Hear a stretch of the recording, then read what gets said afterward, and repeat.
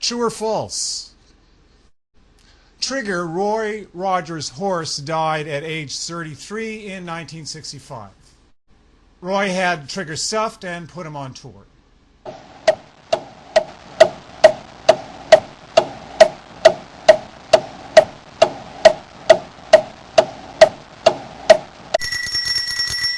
True on Trigger. When Roy himself died, there was talk at the time whether Dale was going to have him stuffed too.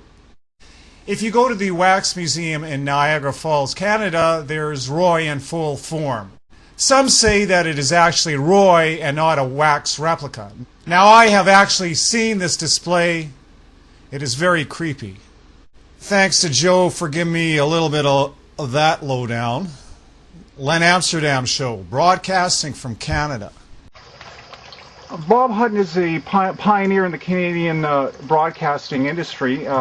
Bob was Vancouver's most popular morning man ever. How are you doing, Bob? Can you tell me a little bit about your days pre-radio? Let's see. I wanted to get into radio, so I worked for Yukon Southern Airlines as a radio dispatcher, and I worked forestry as a radio operator, and then I got a chance to go to CFJC, and I jumped at that, and that was my closest.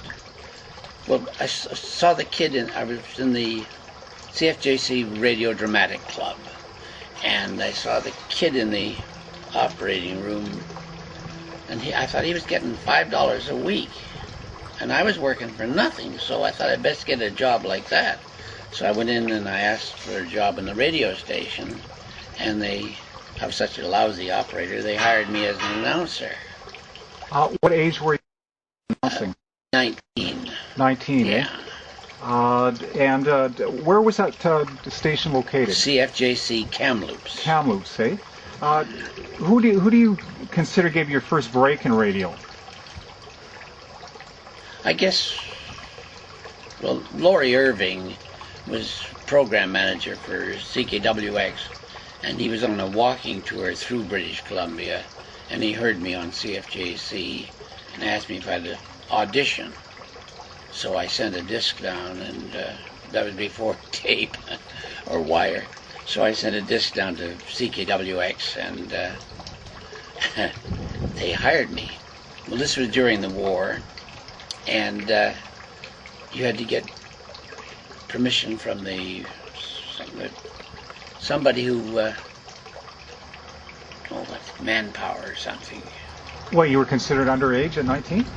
Oh, no, but I was considered able to work for a logging mill or a pulp factory or somewhere to help the war effort. Oh, okay. Manpower, it was called. Okay. So I had to go down to Vancouver and talk to Manpower. And the guy said, "What do you do?" And I'd had the job at WX at this time, and I just had to go to Manpower to get permission. And I said, "Well, I'm a radio operator." "Oh, good." He says, "We need one. We've got a boat going to China tomorrow." And I said, "No, not that kind of radio operator, because in the reserve army, I only got 14 words a minute or something, the barest minimum." But I went back to Tiny Elford, who was the manager, and I said, "They want to send me to China." And he pulled some strings, I guess, and got me a job in CKWX. Now, maybe you can talk about your early days at WX, and I guess that was your first job as a major yes. guy. Now, was it? I guess one question I was for you: did you consider yourself a disc jockey or a newsman? Oh, we called ourselves. Our salesmen were account executives, and I was a personality. So a disc jockey was. No, don't use that word. Because a disc jockey plays rock and roll and hollers a lot, pumping the jump and driving the jive and that sort of talk. But we were a middle of the road station and played. WX? Yeah. WX, and that was out of New Westminster? No, WX was out of Vancouver. Okay. It was the big time. Okay. Now you jumped. Now your time at WX was approximately 1955. Is that correct? Yeah. Okay, and you jumped ship from WX to NW around that same time? No, I jumped ship after about 20 years at WX. I built them up. When I moved to town, CJOR and was the big station. It was the Dominion station. And we took over the morning show against Billy Brown and Gigi Man. And so when we got the morning show, then we got the audience to follow me, and we got the soap shows. Well, then WX became the big station. So, can you describe your shows? What they might consist of? Was it just talk format? no, my program was music. We played middle of the road music, and not the rock and roll and the whatnot, but. And saying little funny things in between and whatnot. And, you know, I had that disc of traffic hints I used to drop in, and I had a Bugs Bunny cut of "This is a Revolt Development," which if something was done, I'd drop one of those in. And there was another thing called "Is That Your Trouble Booba?" Well, a disc, a comic disc about you spilt the coffee in your lap and went all over the typewriter. Is that what's bugging you, Bunky? So I just took those little clips and dropped them in occasionally. Now, was it mostly a morning show? Because you were the #1 morning man at one time, eh? Yeah. Yeah. How long would the show be? Well, I started at 5 in the morning and went till 9 o'clock. 9 o'clock. So it was a 4-hour shift? Yeah, but from 8 o'clock to 9 it was tape shows, morning devotions, and the roving mic with Bill Hughes, which was the longest running radio show on the West Coast at that time. And so that was filled up the hour between 8 and 9, so I just had to operate that, really. And then Jack Webster came on at 9. Now, a four hour a day job sounds pretty slack, but obviously there was preparation time in it. How long would it? What would be involved? How would you prepare yourself mentally and even? Well, our manager used to say, "How much time do you spend preparing?" And I said, 20 years. He said, "Don't give me that 20 years crap, huh?" So, clipping funny sayings out of magazines and whatnot. So could you spend like an 8-hour day in besides your show? Like when you left in the morning, when would you come back? At 9 o'clock, I had to go down and check the continuity, the writers, the creative department for any commercials they had written and ready for me, and then I went in and recorded them. I would say 10, 11 o'clock I was through for the day. Yeah. Now, did you ever have days where you might experience stage fright? You had a large audience. Did you ever get apprehensive of when you were going on air? Or was yeah. Well, I used to stand in the wings and take a deep breath and say, "Okay," Rio Thompson, one of my early program managers, said, "Don't wheedle the buggers, snarl at them." So. Now, did you consider yourself a celebrity? Yeah. Okay. Was there good experiences and bad experiences dealing with the general public? Did you have guys that were fans and people that weren't fans? Well. Or were you not that? We weren't a confrontational type of person. A few of them, like one guy said, "You radio announcer, I'll think yourself. I'll bet that's a phony wig," and he grabbed my hair and pulled. And I thought, if my wig had come off, which it didn't, wouldn't he been embarrassed? Wouldn't I been? But it was to show you up. Another guy grabbed my beard. I had a beard, and they make comments about it. Got more hair under my arm than your face and whatnot. But one fellow I was interviewing on the street one day, and he had a beard. And I said, a guy that wears a beard would eat garbage, and he dropped his face. And he would not look up at me. The more I insulted him, the more he looked down. He wouldn't look up and see my beard and say it was a joke. God. Is there any celebrities that you met that stood out over your time? I've forgotten his name now. Jack Betty's singer, Kenny Baker? No, after Kenny Baker. Anyway, I interviewed him at 4:30 in the morning, and he turned up, and he had Maybelline in his eyes, and eyeshadow, and his fingernail. He must have gotten up at midnight to prepare for that interview because he was just beautiful. Oh, okay. I thought he was going to be talking. He was a drag queen. Can you talk about Red Robinson? Now, these are names my particular show is going all along the world, so people might not know who Red Robinson, but maybe you can fill in that he was a Canadian broadcaster, but Yeah, he was the king of rock and roll in the West Coast. That what can I say? He was Red Robinson. A dealing that you might have had, or a conversation that did you meet these? Did you meet Red? Yes, but he was another radio station. Okay. So you were more competitors, or? Yeah, he was the rock and roll, which we all would look down on because we were what we call middle of the road, and, not extremes. Now, did you make a good living for the time? I'm looking at those movies and I see the new Malibu convertible and the nice home, and you seem to take lots of vacations. Was it a good living for the time? I guess. Yeah, but the money's much better nowadays. But yeah, we did all right. Yeah.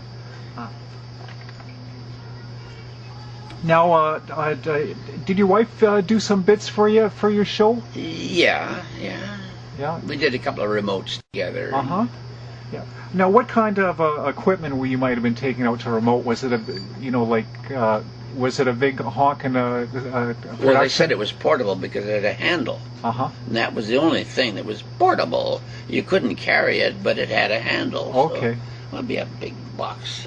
Yeah. And then we went through the Wire-X.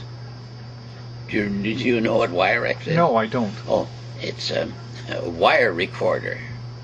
Instead of a tape, it was a long spool of wire. And it used to run past a couple of heads and record the message. And occasionally it would break, and the engineer would be ripping out miles of wire to splice it. Well, when was the Wire-X? When was that available? What decade? Let's see, that would be after the war. 19. Oh boy, I had 2 years in hospital in there too. About 1947, I guess, was the Wire-X era. Okay. Then, of course, I went to Tranquille, which was a tubercular hospital, for 2 years. So I was in there from 47 to 49. And one good thing about the hospital is we were all heroes. The guy in the next bed had TB, and he was the greatest car salesman in Vancouver. The guy over there sold real estate. He was the best real estate man. I was the best radio announcer because you don't have to prove a thing. You just have to say it. Yeah. What were you sick with? What TB. Oh, TB. Yeah. Okay. Is that something that's can you elect TB or? I think so. Oh, okay. You can now with. How would you have got it? Getting run down, tired. I did all the war bond shows on the street at, raising money for Canada war bonds and introducing live acts and whatnot. And I thought I'd become famous by appearing in all them. What, a motion picture? No, this is on the street. And okay. Now, you seem to be very much of a family man. You have a big clan? Well, I have 3 children. And, well, I have 3 grandchildren. I'm the last of the Huttons. They're all dead, I guess. Yeah. And, yeah. Well, okay. How long have you been married? Oh, boy. 50, let's see, 1953, 52. I guess 53 years. 53 years, eh? Yeah. Now, you did some recording sessions with your kids where you brought them into the studio. I don't know if it was for. It looked like they were doing some radio bits for you. These recordings were approximately 1953 and 1960. Do you recall much about those sessions with the kids? Yeah. But I took the equipment home. Where is it? Here it is. Here.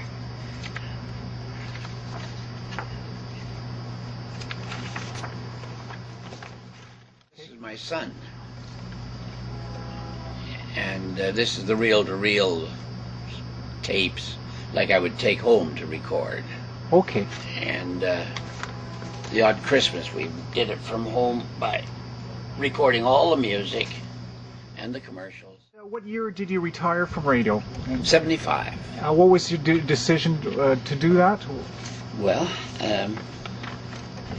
there was a great BC Lions football player, Primo Nieuwenwever. He said, if you want to become famous, retire. He says, because after I quit football, then people said, boy, you could carry the ball. Oh, boy, you were great. You were the greatest. But he said, when I was working, you know.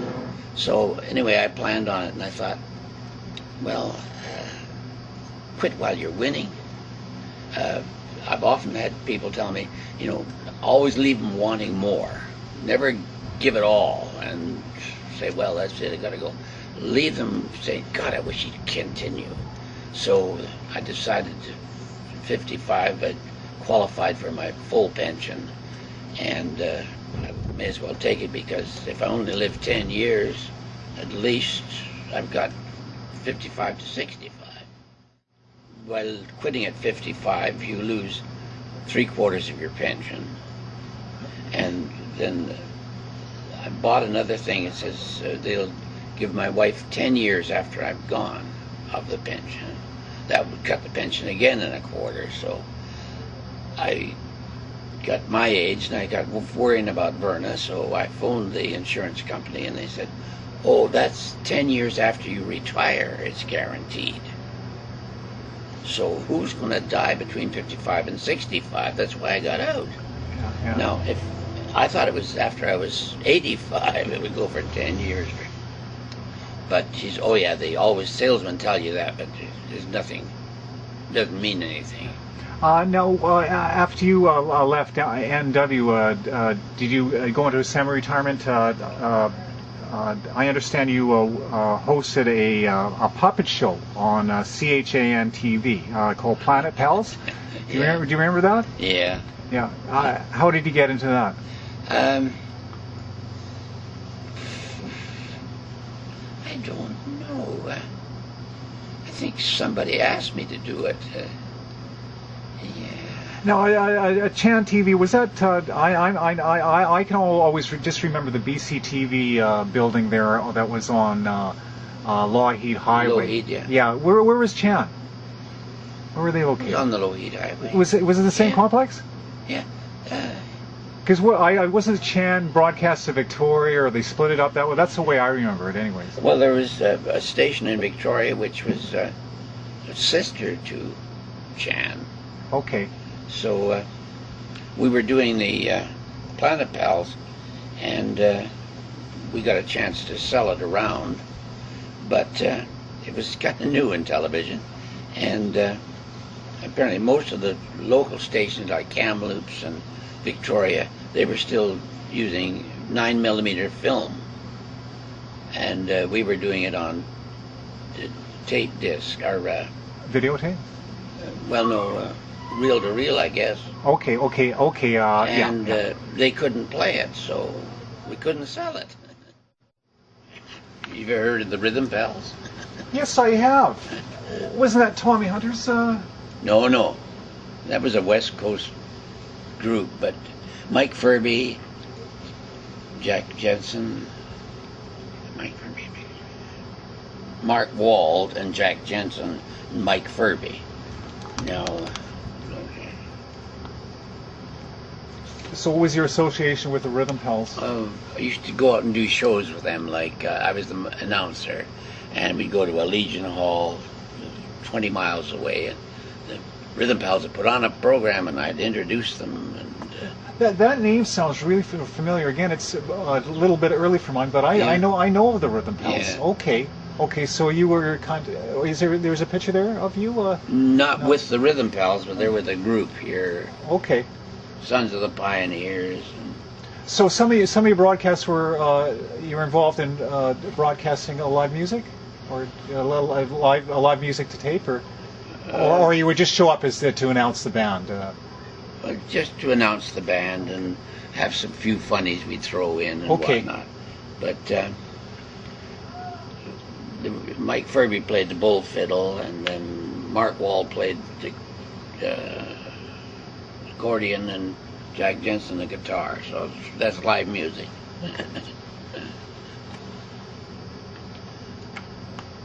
Now, this is a picture I thought was very interesting. Is you? Okay, here we go. Here we go. Yeah, tell me a little bit what we got here. Well, one of the reasons that made me switch stations to NW was I asked Tiny Elphick at WX if I could host a tour group to go to Hawaii. And he said, we've got a deal with CP that if we want free tickets to Hawaii, we buy them. And if they want free airtime, they buy it. So NW said, Bill Ray said, you can do whatever you like. So I organized a tour group of 30 people. We flew all to Hawaii, and on the way home, the radio station sent a car to meet me at the airport and made a big thing of it. So that was my wife and my baby daughter meeting us there. Okay, he's the top dog. Who's that in reference? Is that to Bob? That's all of us. All of us. Okay, Yeah, okay. with Top Dog in the radios. Now, who owned that radio station? Well, Bill Ray built it. Then he sold it to Dr. Ballard, who used to make dog food. Can you talk a little bit about Jack Webster? Jack Webster was a contemporary of yours? Are you on? Yep. Oh, yes, Jack Webster was working for one of the newspapers, Banker's Son. And then he went to work at CJOR doing drop-ins, like little 5-minute commentaries. And I met him one day over at CJOR, and he said, how do I get a job at CKWX? Because we were the progressive station. And I said, well, just tell him you're interested, and I'll tell him, and somebody will come and see you. So they went to see him, and he got the job. So it's kind of it was your doing that he got a lot of his fame that he did have it. But he was a newspaper columnist first. Like he was working at the Sun for Hal Strait, who was the manager, and somebody said, "Well, give the manager Hal Strait says give the job to Webster," and the guy said, "Well, look, Webster can't handle. He's only got 2 hands, you know." And Hal Strait says, "If I'd known the bugger was a handicapped person, I would never have hired him in the first place. Give him the job." So then he thought, I'd like to go into radio. Now Norm Groman was a local weatherman in the news weatherman in the Vancouver area. That's how I recall him. But you knew him before that time? Oh yeah, he ran the noon show on NW, and then he quit and went to Jamaica or somewhere in the tropics for a couple of years. Then he came back and went to Chan to do the weather there. So. Now it seems a lot of the guys that you're talking, there seems to you had a little bit of a club here going. It seemed to be a lot of the same faces and people. Was it a close knit group? Not really. Like people used to ask me, "How is Jack Cullen?" I'd say, I don't know. Never met the man? No, I work from 5 to 9, and he works from 9 to midnight. Okay. So what would I know? So used to meet him occasionally, and we'd do a show, and he was quite a drinker, and he'd say, hey, you know what we need? We need a good rum and coke. That's what we need. So I said, fine. He said, look, let's go up to my studio. He says, I'll get a bottle of coke, and you get a bottle of rum, and I'll meet you up there. So I'd come out of the liquor store and think, wait a minute, a bottle of rum is much more than a bottle of coke. So, of course, you left the bottle after you finished a couple of drinks in his studio. That's the last you saw of it. Was there any drinking or smoking in the studio when you were doing your shows? Oh, smoking, yeah, sure. But with Christmas, we used to take a bottle of beer down and have it with our turkey sandwich. Never any on-air antics, so Cullen used to get... He got thrown off the air a couple of times, and Hal Davis, the program manager, said, look, you can't come back until you can say, I'm sickeningly sober.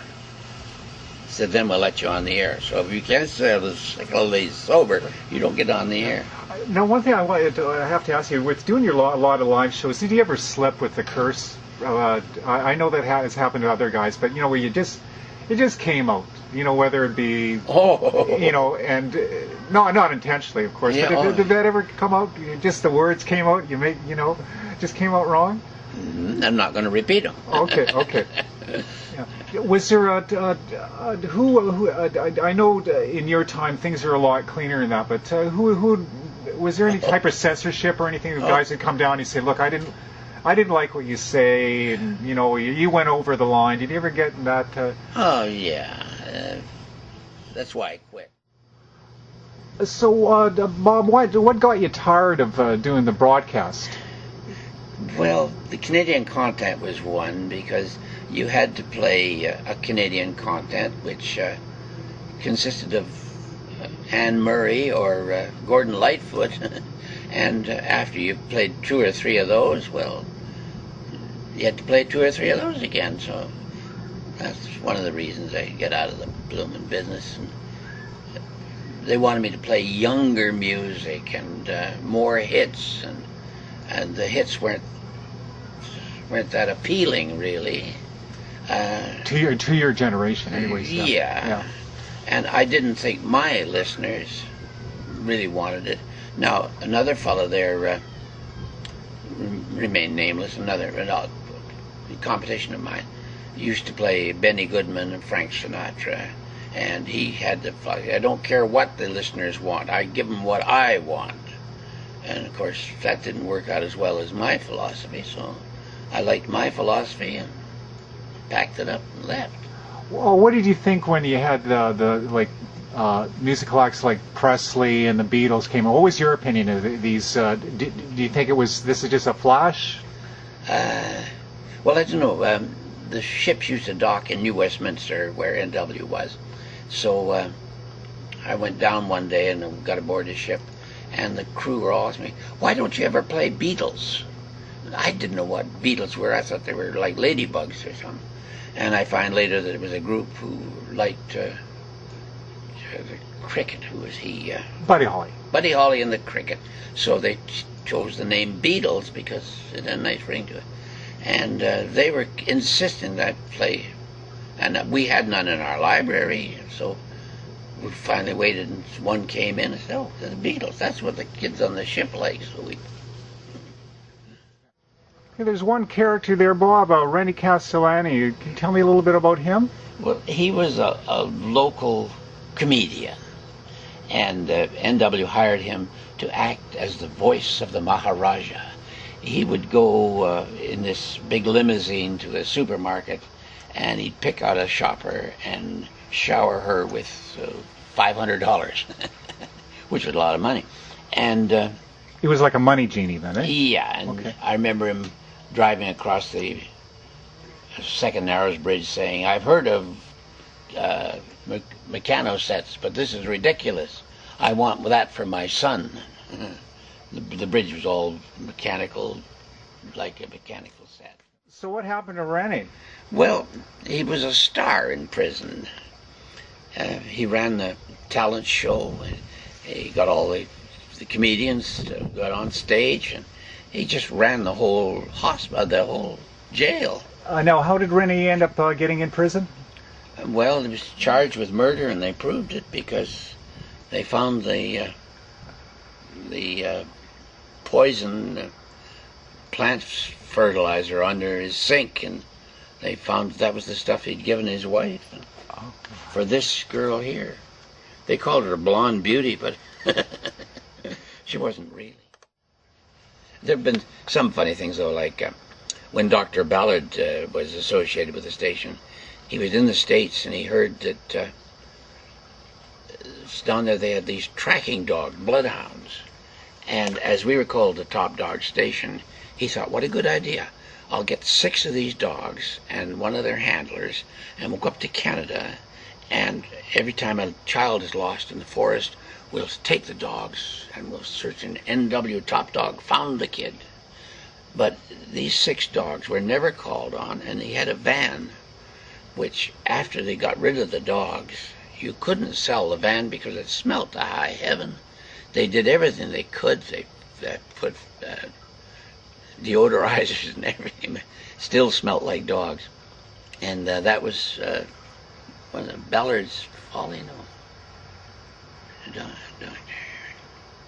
and one of his follies. And then we had another couple of manager glitches, but. Did you ever meet some of the political leaders of our times, the early political leaders that were? P.A. Ghilardi, remember? Yes. Okay. I was introducing P.A. Ghilardi one time on the stage, and I said, Phil, you'll have to talk up because the PA's out. It's broken. And he says, don't let it worry you, kid. He said, don't call me P.A. Ghilardi for nothing. Yeah. Now, who is Phil Ghilardi? I remember the Greek name, but I don't recall what... He was a minister. Okay. And he came to Kamloops, and he stood on the street corner with his banjo or his guitar, and his wife with a trampoline, and he sang songs. And then he came up to CFJC and said, you're not busy on Sunday night, why don't you give me half an hour? So they gave him half an hour, and he said, now friends, to bring you this message, it's expensive. So I'm asking you to send a donation to the radio station to keep this show on the air because it's costing a fortune. Actually, it was free. So he used to get about 4 waste paper baskets full of donations every week. And he wound up and he bought a church, an old abandoned Anglican church, and he had a bus line running around picking up Sunday school kids, and he was quite a successful evangelist. Then he went into politics and was the Minister of Highways.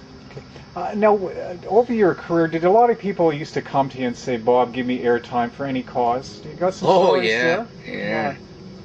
Can you think of anything that sticks up as somebody, and maybe going over the top with you, like really, like you do, where there was situations you would turn down and say, no, I wouldn't do that just because you... Well, yes, because you'd give somebody something, and then the sales manager always had the newspaper next day, and he opened it up, and I see General Motors are spending money. Salesmen, go down there and sell them, and so-and-so are spending money, and they've got money on WX. Go get them. So with me, they'd open the page and say, wait a minute, here's an ad for Cancer Society. Now, they didn't get that for nothing. They paid for that. Now, how come you're giving them free airtime when they're buying it over there, So they used to give you a bad time for doing that sort of thing. You had to turn them down. And we had a thing called just for the, some money show anyway. People used to want to say, look, if you let me win, all I need is 500. You can keep the other 400 and I won't tell a soul. And I said, well, look, I've had better offers than that. Some people offer me 80% and they only want 20%. So always somebody was trying to sniggle in. Now, were you involved with some of the sponsors of your shows? Or you been involved in cutting any of their commercials? Would that be part of your responsibility? Oh, yeah. There was a Broadway Credit Clothiers. The salesman went and he said, Hutton wants $150 a month talent fee. So finally the guy approved it, and the salesman came back, and our office manager said, look, he's got to pay for the tapes, he's got to pay for the recording, he's got to pay for the studio. And so I'd go down to get $125 and bring it back to the station, and I got $25 out of it. Now the account was rather obnoxious, and he said, I want Hutton to pick up the check every week to realize that it's real money and I'm giving it, and he's got to appreciate it. So I'd go to the office and I'd say, could I have the money, please? And he'd say, just a minute. And he'd get on the phone, and he'd leave the office, and he'd have me sitting there with my hat in my hand for about 3 hours, and then he'd give me the check and tell me, now this is the money, now you watch it, what have you done, and all that. And I got so angry, I said, I'll never go pick it up again, but I had to. You seem to have had a really good life, Bob. A little bit of partying and have some good time. Is that the secret to living a long time? Well, I did, because I got into the career I loved. I married the woman I loved. And I've got my daughter and granddaughter are here, so I've got everything I need. And do you miss your old radio days at all? Yes, sort of. Yeah. I'd like to thank Bob Hutton for being on the show today, and here's to have him Vancouver's #1 morning personality back on the airways. Thank you, Bob. Thank you.